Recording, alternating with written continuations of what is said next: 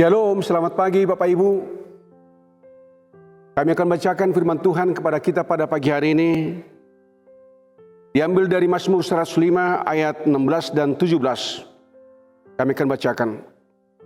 Ketika ia mendatangkan kelaparan ke atas negeri itu dan menghancurkan seluruh persediaan makanan, diutusnyalah seorang mendahului mereka, Yusuf yang dijual menjadi budak. Saudara-saudaraku yang kekasih, saat kita diperhadapkan kepada permasalahan yang berat, kita pasti akan berdoa kepada Tuhan supaya permasalahan yang kita hadapi dihentikan oleh Tuhan.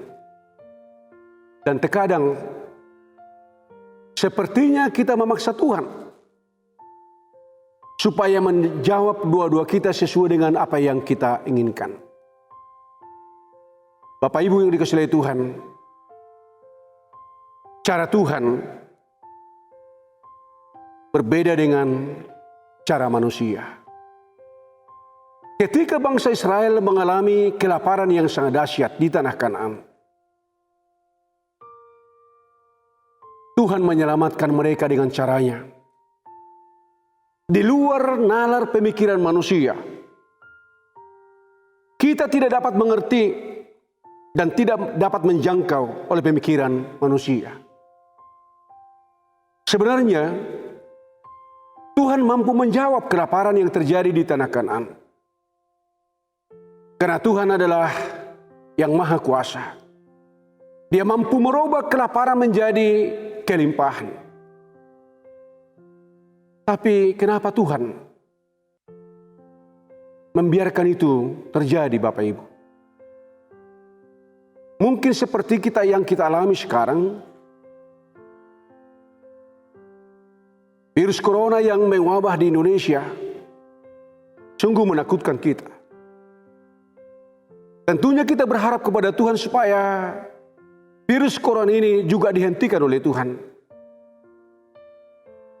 Dan mungkin kita sudah berdoa semua, bahkan warga Kristen sudah berdoa, bahkan mungkin agama-agama yang lain juga sudah berdoa kepada Tuhan supaya ini dihentikan. Tapi Bapak Ibu yang dikasihi Tuhan, wabah ini sepertinya belum ada tanda-tanda untuk berhenti. Saudara-saudaraku yang kekasih, demikianlah juga cara Tuhan ketika menjawab permasalahan yang terjadi kepada bangsa Israel. Kita ingat bagaimana Tuhan mengutus Yusuf. Dalam umur 17 tahun dia sudah diutus oleh Tuhan. Memang benar, dengan perjalanan yang berliku dan menderita. Tapi akhirnya Bapak Ibu,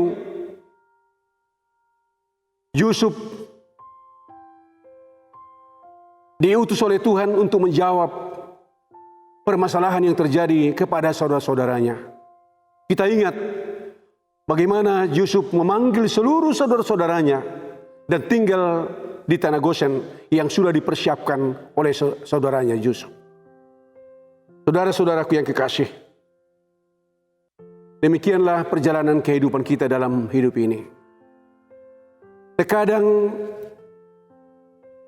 kita tidak mengerti apa yang terjadi dalam hidup kita. Tapi kita yakin dan percaya jalan pahit sekalipun Tuhan punya rencana yang lain. Dia pasti akan menopang dan menolong kita. Karena kita yakin rencana Tuhan adalah rencana yang terindah.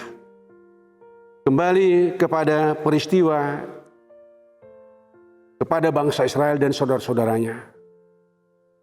Kalaupun perjalanan saudaranya Yusuf berliku dan menderita, tapi ternyata demikianlah cara Tuhan untuk menopang dan menolong, menjawab permasalahan yang terjadi kepada saudara-saudaranya. Dan kita yakini juga, kita pun ketika mengalami penderitaan, permasalahan, sepahit apapun Bapak Ibu yang kita alami, kita yakin Tuhan punya rencana yang lain. Rencana Tuhan adalah rencana yang terindah. Amin.